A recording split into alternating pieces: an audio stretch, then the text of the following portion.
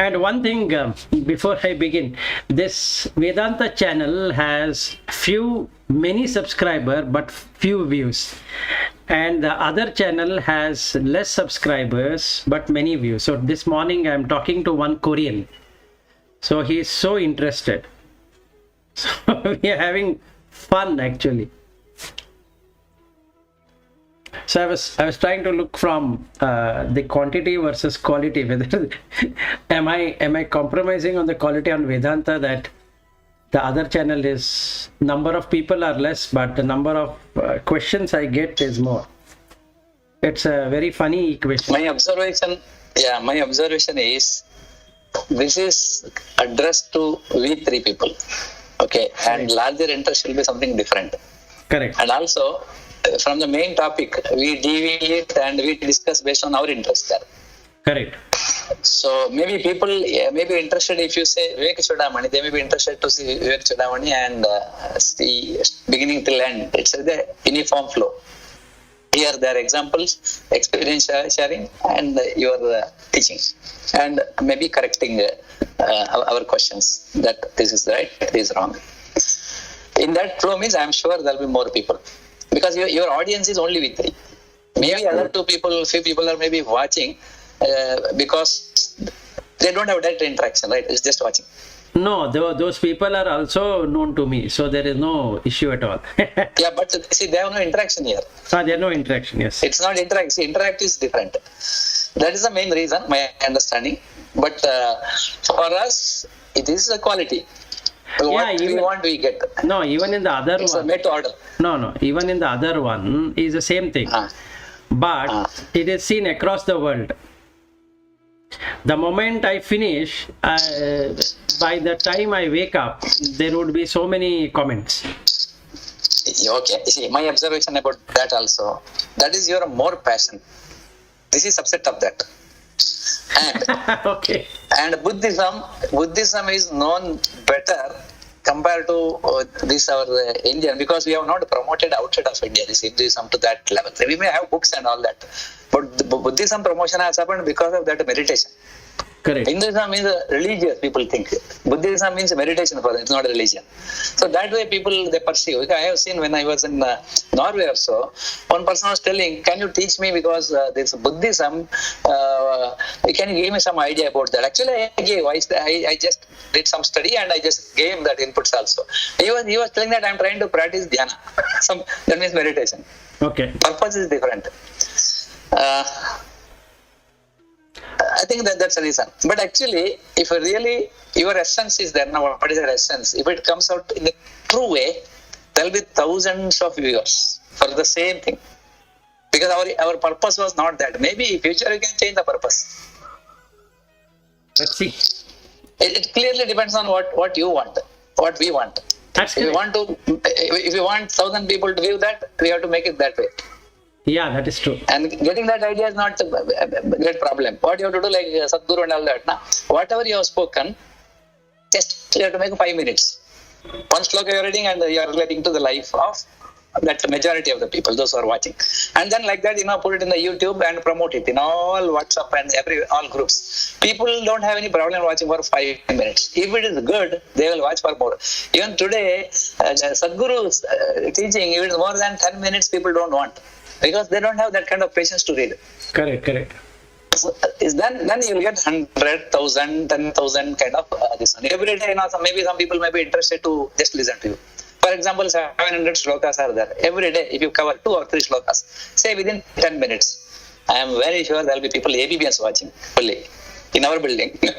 Correct. 50% will watch. Okay. The essence is there, but people think that this is all religious. But actually it is spiritual. Correct. I agree. Spirituality corporate has no problem. Only religious is the problem. Yeah. Okay. So now we come to the famous or a very, what we can say, shattering kind of shloka of 236. 236. Okay. It's a totally something weird if you really read it. So it says Bhrantasya yat Brahmataha pratitam Brahma eva tat tat rajatam hi shuktihi idantaya Brahma sat eva rupyate tu aropitam Brahmani nama matram. Now this is experience like what you think you become. Yad bhavam tad bhavati. So a person in delusion thinks he is a husband, and he becomes indeed a husband, and somebody thinks she is a wife, and she becomes a wife, and somebody thinks I'm a daughter and becomes a daughter, and somebody thinks this is my name and this is my clan, this is my country, this is my food, and this is my clothing, this is my shelter, all that. So you exactly become what you think. So what he says is that Bhrantasya yat Brahmataha pratitam. To the deluded man, whatever he perceives appears to him as a delusion. So if I think I exist, certainly I exist. There is no doubt. It makes that possible. The consciousness has the ability to make what one thinks is straight away experienced. There's nothing like it, you have to wait. So if I think I'm a software developer, there comes software developer. Whether job is there or not there, or I'm getting that opportunity or not, is secondary. But I feel that I am. Brahma eva tat tat rajatam hi shuktihi. Even Brahman himself and all that is true appears only as a silver in the mother of pearl. Idantaya Brahma sat eva rupyate. All this which is reality, is Brahman or truth, appears only as a form which is called as the world. Tu aropitam Brahmani nama matram. Everything that is merely superimposed on Brahman appears only as a name.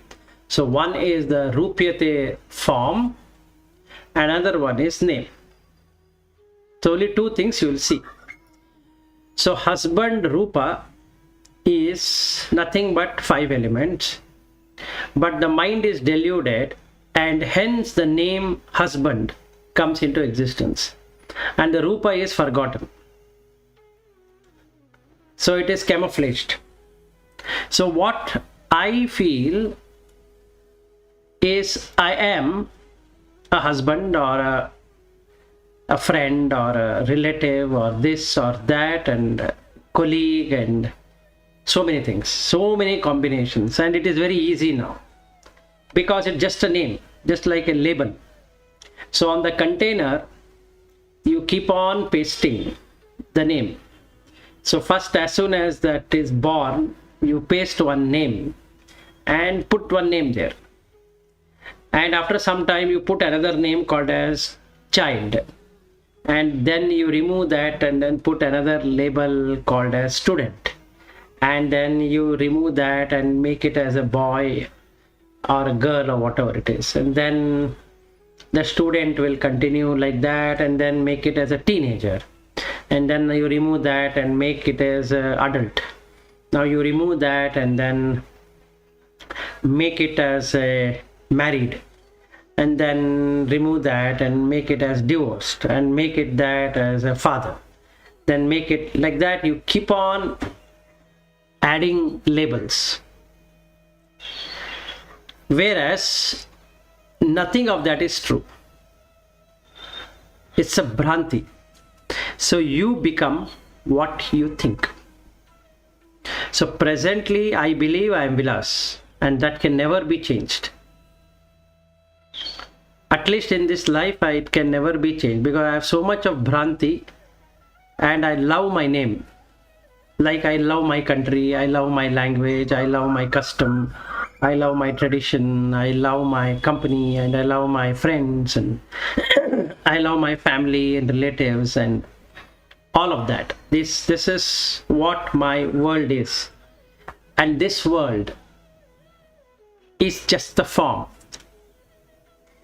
There is no world actually. But the form is taken as world.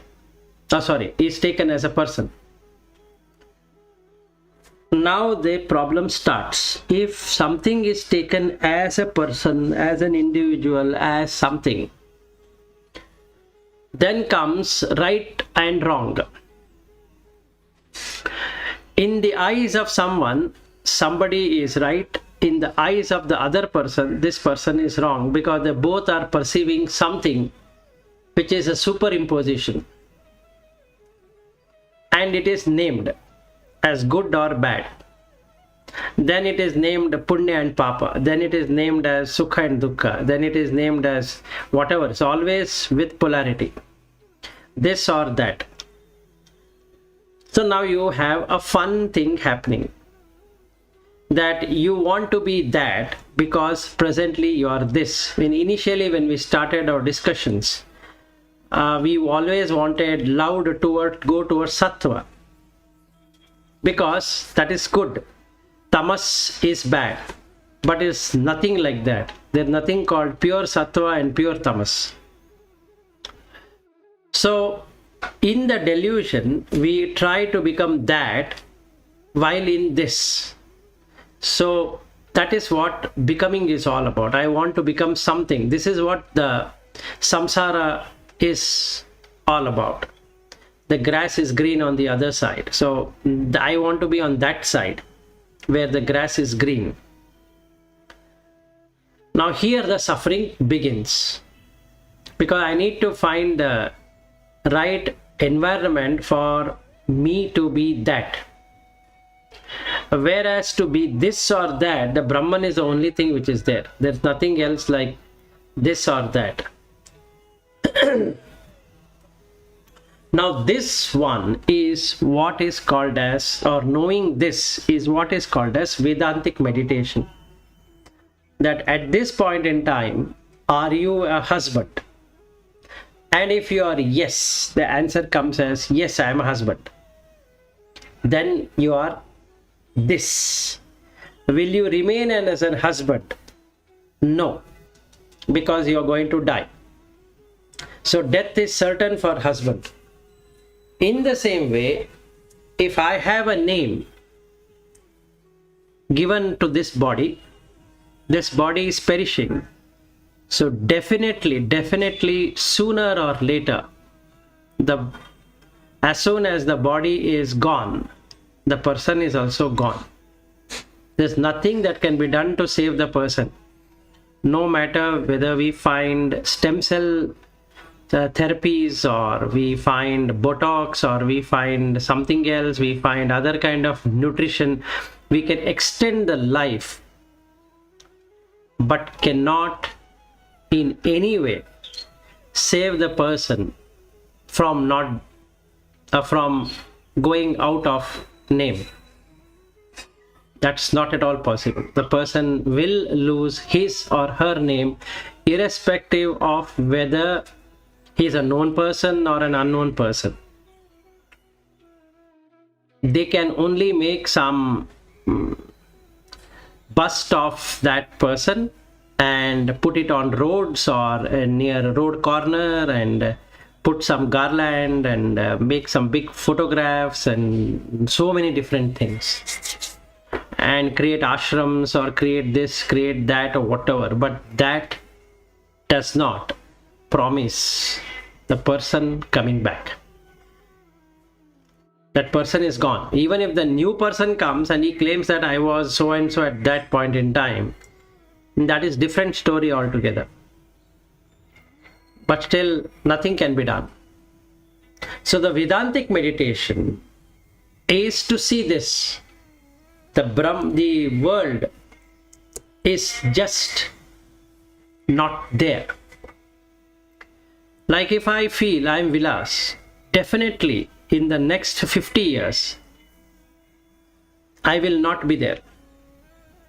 If I think I'm going to lead for 100, if I have inherited the genes of my parent, they both ended their life at 70, so I have just 20 more years left for it to become a photograph, and nothing that I can do about it. So photograph is definite. The question is when, because it is called as vilas. So what if there were no vilas? Then what happens? Then there is no death, because there is no birth.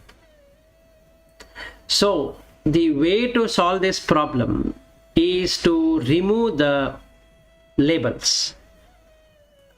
So if you are able to remove the label and don't identify yourself at all inside, you are immediately in bliss, because you don't exist to enjoy or suffer anything. So if the body pain is coming, it is just a pain which is coming. It is not your body to pain. It's just the body and there is a pain. So if I have a worst of the diseases, in any given way, this body would have got damaged because of aging. So it has manifested with some disease. One has to undergo the pain. So you undergo the pain. So I have to endure that pain without causing more mental trauma to already appearing body pain. In that way, what happens? That the mind is not there. The intellect does not function. The intellect can function only if the world exists. If the world is not existing, then the GV itself doesn't exist. So if the GV doesn't exist, then the intellect is not there, because intellect equals GV. So with that, we end our journey of this chapter, which we have taken, that is theoretical aspect of Nididhyasana. Then we continue in the next of the what is Brahman. Any questions? Or shall I continue? Can continue. Okay, so now we have 7 shlokas talking about the reality, which is, we already done that, but it is good to revisit that. So ataha param brahma sat advitiyam vishuddhi vijnana ghanam niranjanam prashantam adi anta vihinam akriyam nirantara ananda rasaswarupam. So we already covered it. Brahman is nothing but Advaita, then full of knowledge, it doesn't have any taint, it is peace, timeless, actionless, and absolute bliss.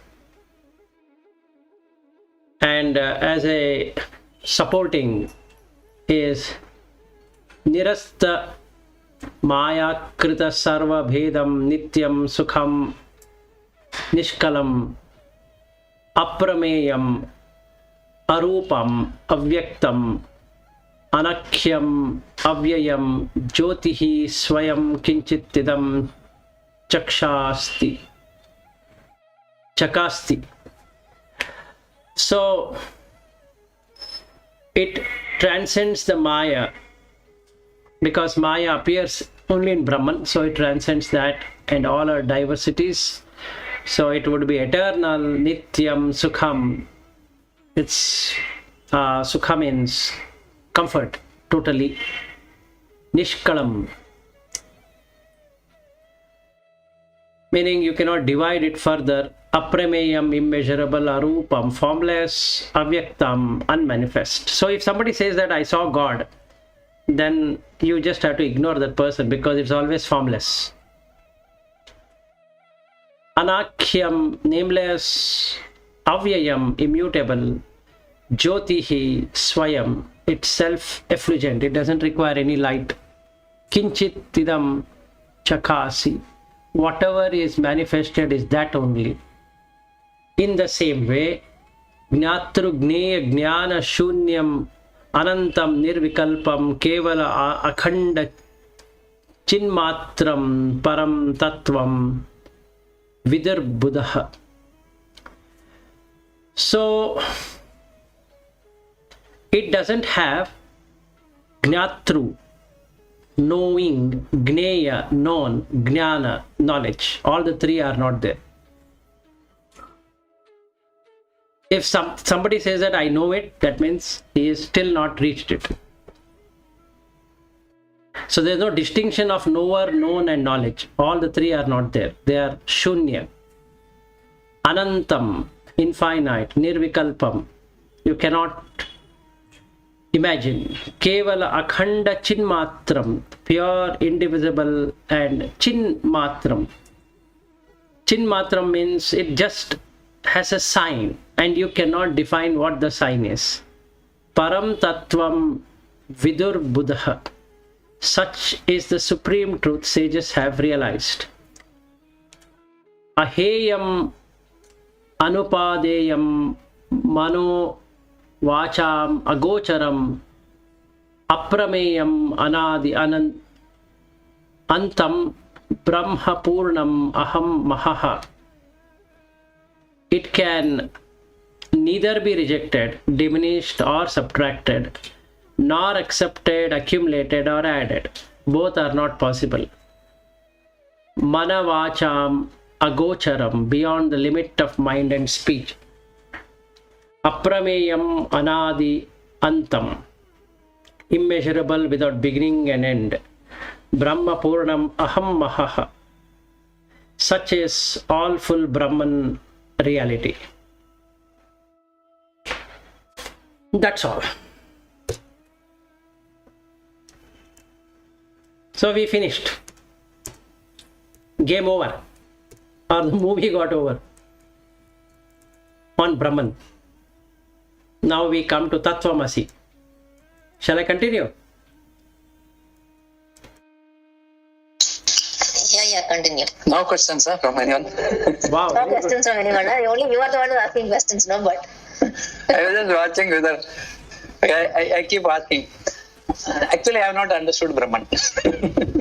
yeah, I think that we cannot understand. Yes. There is no point in trying to understand that. So you just know that it is there. That's it. And then one day we will all reach the Brahman state. Then I think there is no questions and no answers, and then no doubt. See, the thing is, what all you have mentioned now, Vilas, Param, Sat, Advitiyam, Vishuddham, Vijnanaganam, Niranjanam, Prashantam, Adyanta Vihinam, then Akriyam, Nirantarananda Swarupam, Nirastamaya Krita Sarvabhedam, Nityam, Sukham, Niskalam, Aprameyam, Arupam, Avyaktam, Anakyam, Avyayam, and Jyoti Swayam. 20 characters. Yes. So the last one, Jyoti Swayam, is there, na? Say, other day when I was talking about about Surya Bhagavan, he is a Jyoti Swayam, right? Correct. Swayam Jyoti. So when we are meditating on Surya, see, that's the easiest thing anybody can do as soon as you get up, that Brahmi Murta, and when sunrise watching. During this time, it's a very auspicious time because of Brahmi Murta. So that is the easiest way for us to understand at least what is that this Brahman.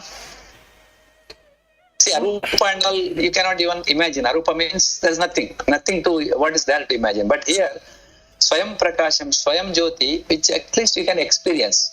No, See, going into temple, Mangalarati is one Jyoti.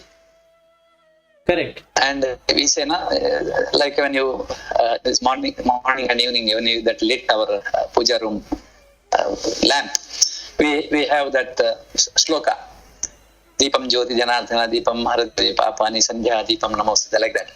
For this Surya Bhagavan, where he is a Swayam Jyoti, can we say that something which we can feel that it's arupa, but we are in a position to see that through our eyes. See, we are not able to see the rays. That is very clear. It is arupa. But the moment ray falls on object, then we are able to see that nama and rupa. Similarly, when we see, because of that some, I think, physical form of that Surya, we are able to see him. And behind him, that is Jyoti. Jyoti cannot be seen. Jyoti reflection only can be seen, correct? Yes. So I think my question is, can I do Rupa Dhyana as if I am doing Brahman Dhyana or meditating? it's not possible. You will only reach Savikalpa Samadhi. You cannot do that. But initially you can do that, no, Vilas? Initially, You will automatically. no. The problem is there is no automatic switch to make it from Savikalpa to Nirvikalpa. Because you get so used to Savikalpa that you cannot imagine how Nirvikalpa is. Because there is no imagination. Correct. There's no imagination, but I was thinking that at least, but then you should be open to leave that. For example, Bhatt is telling that you have to take Surya and do the meditation, and then you get that Savikalpa Samadhi. Then you should be able to drop the Surya. When? That is a question, right? You will be so enamored, the person will be so enamored by it, it becomes a habit. He cannot. So from the beginning itself, you should practice Nirvikalpa, not Savikalpa. Meaning, See, yeah, go ahead. this Rigveda, that Agni Mile, all this is that Agni, that Jyoti. Correct. Using Jyoti, we are doing that Homa, and we are praying that Agni. Through Agni, we are praying that whom we are praying, that power, supreme power. And it can be Niskama, no problem. Niskama karma. It is a Niskama Kriya finally. So in that, Veda has given us something that through that you can go to some stage. Is that? And for our grahasthas, we always say that we are supposed to have grahastha in all marriages. Indian, you are bringing Agni from that your wife's home. Then you are preserving that Agni Hotra continues till your last this one breath. So during this entire process, you have Agni with you. You are doing Agni Upasaka, all of us, whether we like it or not. That's what we do. That is correct. And that Agni is only again this one. It is not Rupa, right? It is Rupa based. Yes, it is Rupa Something based. is visible. Yes, it is Rupa based. And what you are meditating is inside Agni. There is something. We are meditating on that, right? Not we are directly meditating on Agni. No, but what happens here is that The Swayam Prakasha is there. Now, Swayam Prakasha is nothing but the same thing, Brahman. No. That Swayam Prakasha and light, what we see, are two different things. If you take Surya also, the Surya is not self-effulgent. It goes through destruction. The cycle of destruction is there for Surya. Yes. And if you take Chandra, it is a reflection. In fact, if you really observe your mind and moon, is that Chidabhasa, what we talk about, is like moon. The Chit is shining on the mind and it becomes Chidabhasa. Something like sun is reflecting the light on the moon and the moon reflects the light. Yes. But Very interesting. the moon doesn't have light. But it appears as though moon is having its own light. Yes. In the same way, we exist like moon. It appears as though you have life, but you don't have any life. It appears. Correct.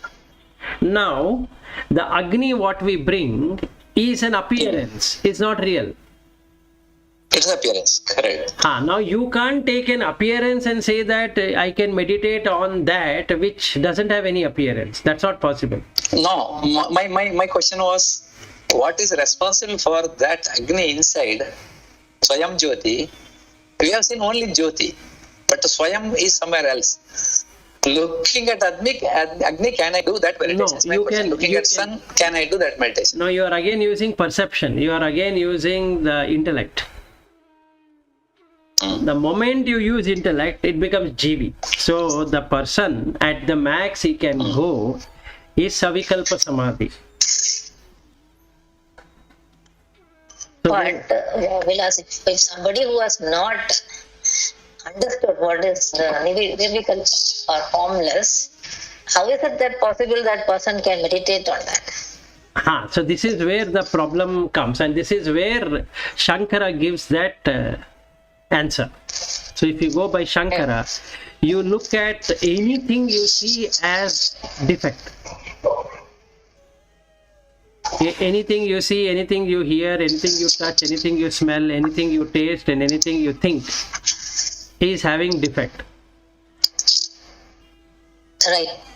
And then only you can see the other side. Otherwise, no. Yeah. So, correct. So then I think, Shankara's way is like that. Yes. He doesn't talk about Savikalpa Samadhi at all. Yes, he does not.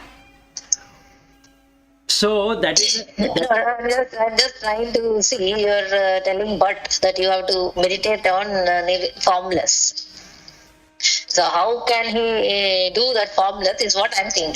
No, the formless is by following the initial steps what he spoke about in the Vivekachudamani from the body. Okay. That is the only way. That is Vedantic meditation. So correct. So you look at what we can see right now. We can see only the world with all its objects. Yes. Then you examine those objects and see that it is created, it is staying, and it is passing away. Yes. And also the defects, as you say. Yes, and defect, and then you will see neti in all of this, right? Yeah, correct. And that is how. So that is a meditation. Then I think we have to do, not based on Surya or anything. Yes, absolutely. So nothing of the Vedas you can take if you take Shankaracharya. Yeah, this is the main message what I have understood you have been giving. Because I was connected that the Jyoti which is coming from inside, that is sun for this earth. I was thinking behind that Brahman is there, and Brahman is Swayam Prakasha. That Prakasha in the form of Agni, it is coming to us, was my understanding. But you say that is not. Yes, that is really not. It's not I am saying. This is what Vedanta is all. Yeah, then on Ganesha, I think you'll be knowing this exactly same shloka. Ajam nirvikalpam nirakaram ekam nirananda mananda madvaita purnam param nirgunam nirvishesham niriham param brahmas rupam Ganesham bhajema. That means through Ganesha, they are talking about the Brahman. Yeah, Gana and Isha. See, there are two words, Gana and Isha. First, we need to know what is Gana. How many Ganas are there? Deva Gana. Manushya Gana. Like that, Manushya Gana and all that. Yeah. Okay. Isha means? Isha is that ultimate. No, Isha means auspicious. Okay. What can turn a filth into an auspicious is Ganesha. Anything that is filthy, like this body is filthy, but it has Isha in that. So the inert becomes with life. That's Ganesha. So if we are able to see like that, then it's correct. This shloka perfectly fits into it, because it is, as you rightly said, it has nirguna. Without because the way it is written, it's amazing. I think it's maybe Sankaracharya, I don't know who wrote on this. This is, the next one it says exactly same thing we're talking.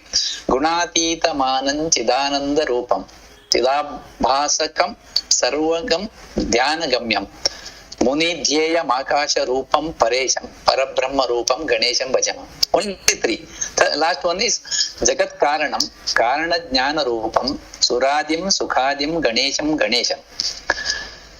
Gunesham Ganesham. Jagadyapinam Vishwavandyam Suresham Parabrahma Rupam Ganesham Bhajema. Correct. Now, all the three lines, what you read is perfect. Provided you make it as Akasha. Like it? Akasha, sky. Akasha. Sky. And then you make it as without guna, but yet bestows the guna. It doesn't have guna, but it itself can produce guna. So it is. It doesn't have guna, but it can produce gunas. Yes. It is platform. Yes, it is a platform. So that kind is Ganesha, not the one what we bring home and do 100 different puja. That we only give that rupa. Yes. So now when we are in rupa, Yes. your mind is stuck to the rupa. It doesn't work that not way. going behind that. Yeah, you will definitely get into that. There's no other way. You cannot say that let me get into the rupa for some time and then I will go to formless arupa. It is not possible. But in our tradition, we have four pillars. That is Martaka Moksha. But we say that we have to do daily prayers or sanjāvandanam based on that individual. And then we say that you have to preserve that Agnihotra, what you are doing. Na? We say that till the end you have to do that. No, that is correct. If you want a better But life. where is the connection to Brahman there? There is no only connection. Tradition continues. Yes, there is no connection at all. Then why we are talking about moksha here? You see, one way we talk about moksha, other way we say that you do this. Correct. That is the problem. That's the reason starting I had told you that Dharma, Artha, Kama, Moksha is not there. If you really go by spirituality, that thing doesn't work. Okay, shall I say like this? Dharma, Artha, Kama is in our that illusion in this world. And after that, moksha means you have to leave this and enter into moksha through Vivekachudamani. Yes, absolutely. You have to throw out all the three. Yes, that is that. That Shankaracharya clearly said. Yes. You have to be away from all this. That is prapanchika. No prapancha there. Correct. But it doesn't go well with an argument that you start with dharma, then artha, then kama, and automatically get into moksha. There's no automatic. You have to throw all the three out. Yeah, see, when you enter moksha, other three are out. Like as you mentioned earlier, satellite. Yes. Each stage is out, just burnt. But here is the problem. The problem here is that how the young mind. So when we are born, we are having a tradition, right? So you get into that tradition is called dharma. So we say I am from so and so tradition. So when I do the pravara, that is a mistake. We should never say I am this. We should say something different. yes. So If I say I am Brahmin, for example, there's no meaning at all. Yes, It so- only brings division. yes. So Like bring if I Kannadiga, division. division. Yes. So when I do pravara, when I say that Vilas Sharmanaha and I am so and so, Yes. so and so, so and so, what I am trying to do is I am trying to introduce myself. Correct. Yeah, it is perfectly bringing to that what you call introductory rupa and nama and rupa. Nama and Rupa. So now what did I Yes. create? I created dharma. Now with That is not dharma.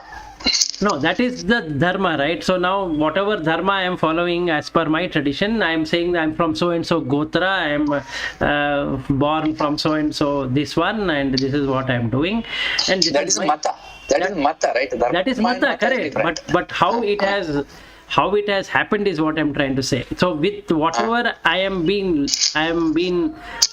introduced to and learning, that becomes my dharma. Then I use that dharma for earning vitta. So that means artha. Then I have lifelong desires that I need this, I need that, I need to develop, I need to have this, that keeps on going. So then that is kama. Now where is moksha? Moksha is after these three.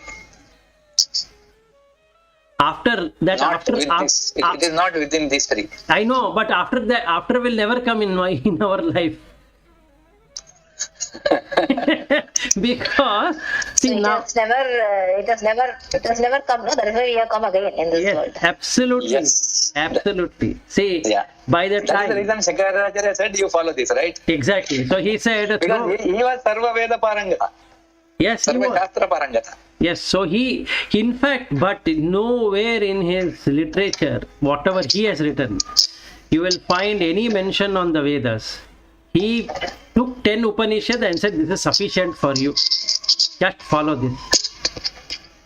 And just follow what I'm saying. You will complete your journey.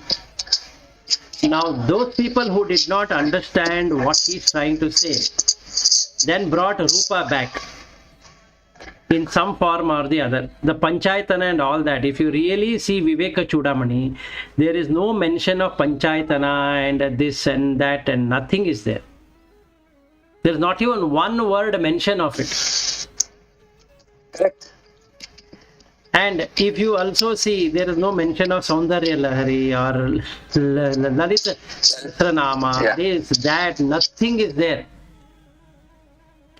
He doesn't say you have to prostrate to so and so God and you have to wish for that and you should do this. And did you see in this, still we have come here, he has not spoken about Upavasa. Have you Yeah, no Upavasa, he never mentioned his name also anywhere. Yes. Shankara. seen? Yes, he has not. So how does all of this come? Because of the Rupa.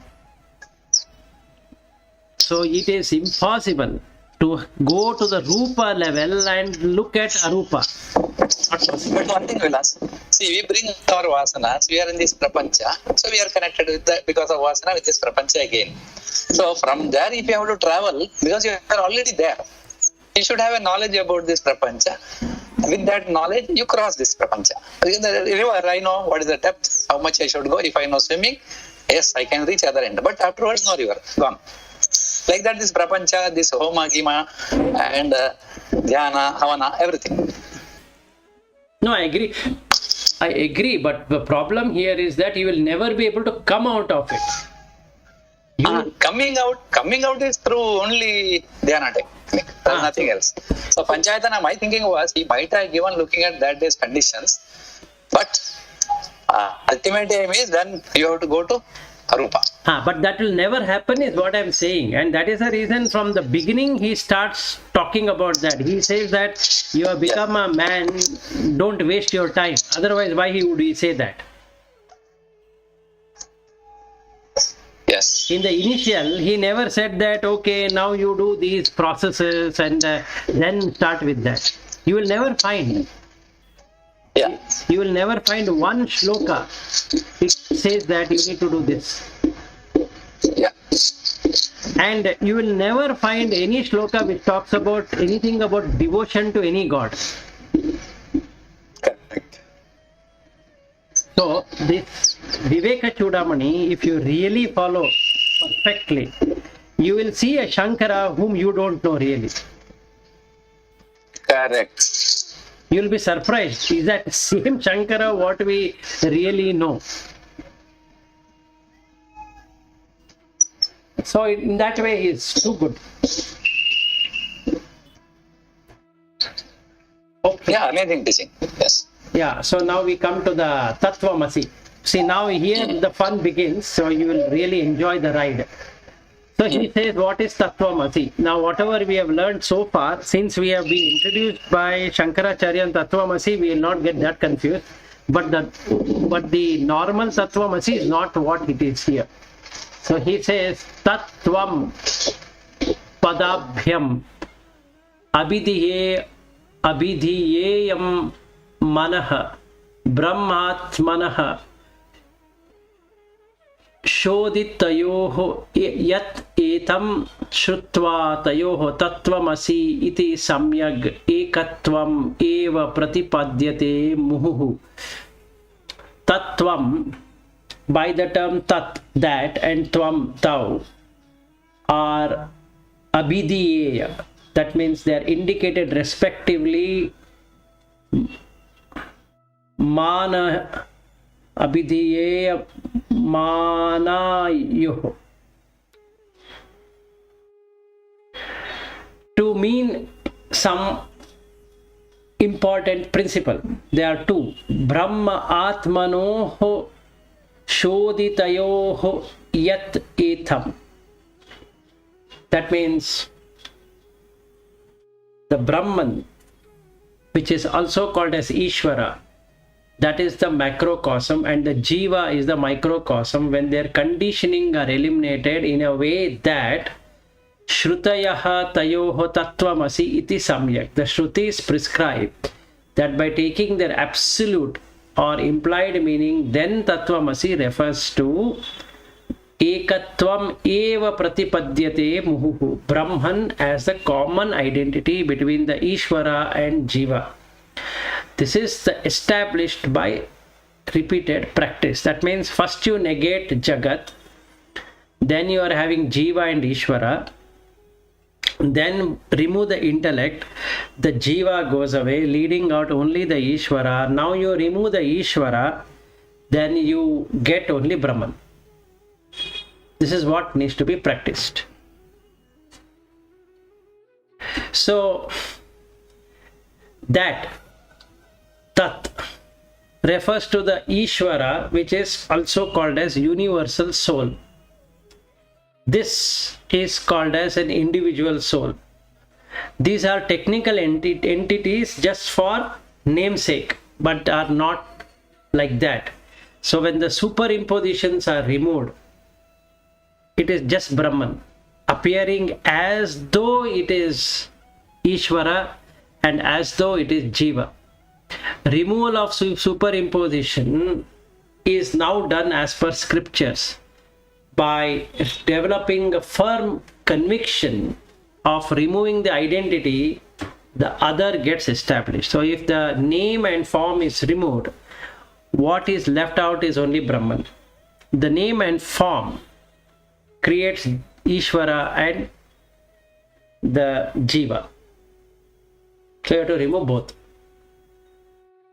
So when you remove Ekyam Tayoho Lakshitayoho na vachayoho nigadyate anyunya viruddha dharminoho khadyota bhavano bhanavoho iva raja brityoho kupam burashayoho paramanu mervoho.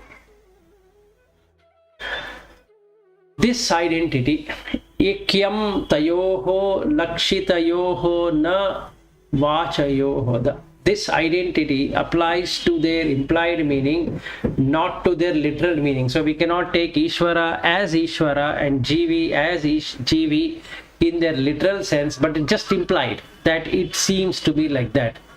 The latter, that is nigadyate anyunyaha viruddha dharminaha, the dharminoho.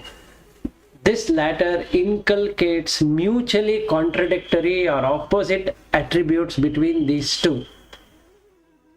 For example, khadyota bhanvoha iva rajabrityayoho, between the glowworm and the sun, or between the king and his servants. Kupam burashayoho paramanu mervoho, or between a well and the ocean, or between a tiny atom and a Mount Meru. So this contradiction occurs, but they are occurring because of Brahman. not because of anything else. So this superimposition of Ishvara over Jiva, wherein it is just Brahman, from the same standpoint, a small circle, what it is the Jiva superimposition, and a large circle is the Ishvara superimposition. That means Vilas is a small superimposition of three of you. And when seen from you, the other three becomes Ishvara. But all the four is neither small or big, because we four don't have any identities at all. So the literal meanings of Ishvara and Jiva are quite contradictory. Ishvara means everything that is existing, and Jiva means that what is existing for some time.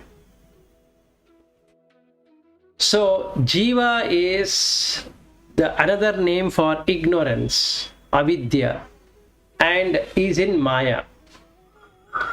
Thus, there are no similarly seen in this literal meaning, but only real contradictions.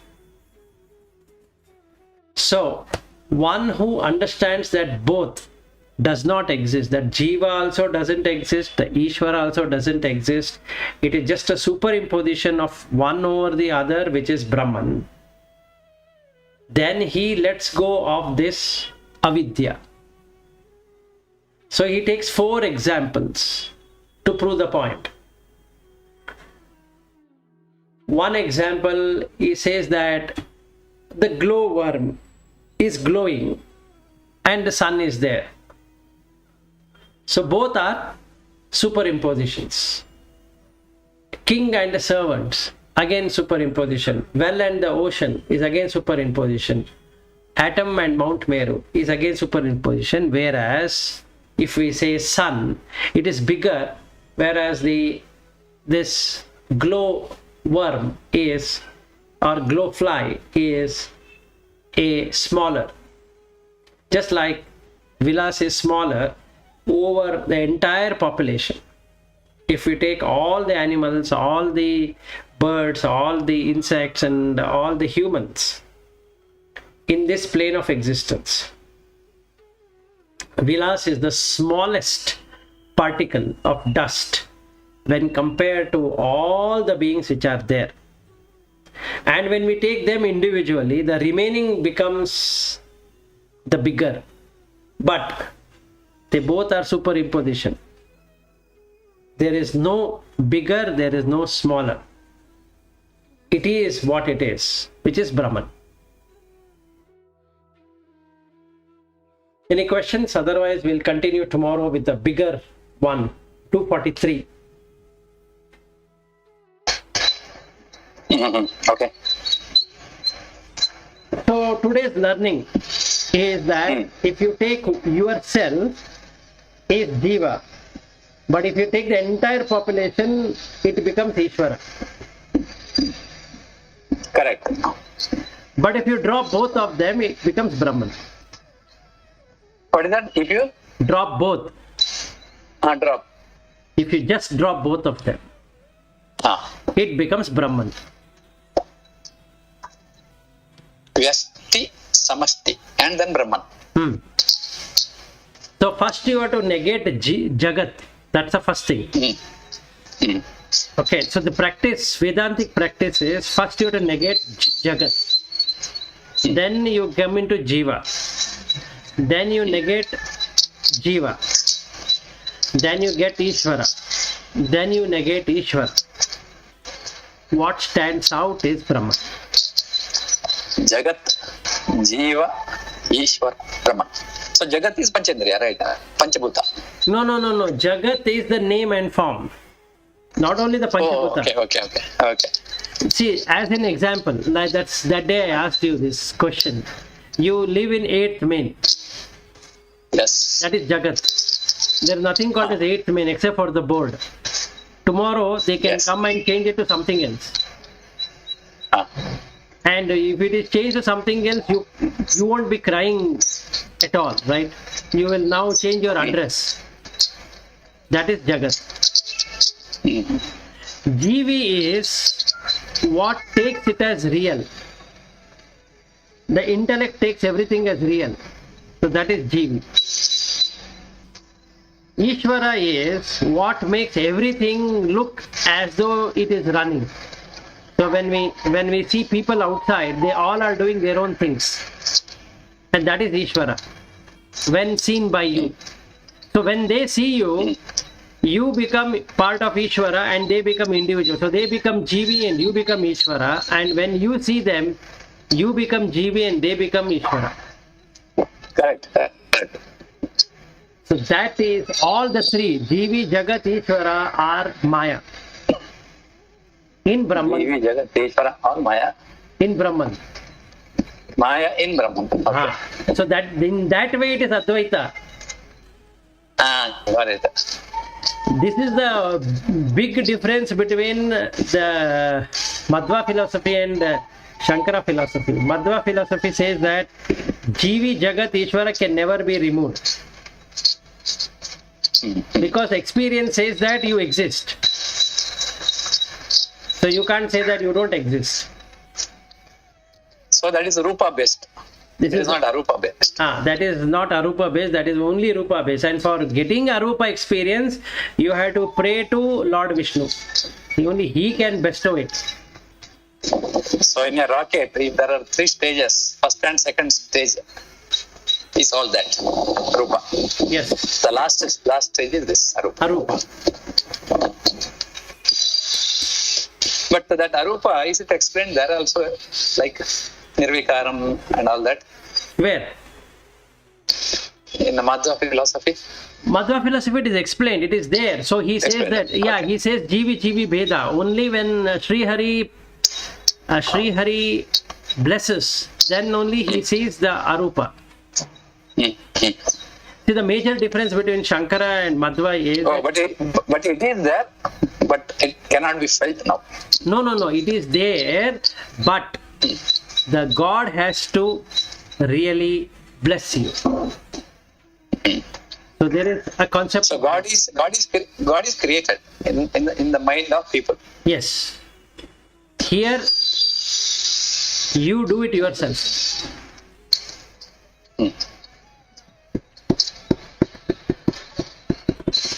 So you don't use the mind as a building block for Brahman in Shankara philosophy. Correct. Because you have to drop that. You have to drop that. Whereas in the Madhva teaching, you have to bring a God. Yeah, that is mind again. Yeah, that is within the mind only. So within the mind, you bring that thing and then seek permission for transcendence. Whereas Shankara says that you yourself is that, so there is nothing else to get permission from. You have to drop. Again, that getting permission is also within the mind only happens. Yes. And when you get the permission by that mind, then you reach there. That problem is that when you get the permission and when nobody knows. Then you may require more number of lives. Janmas to realize. Yes.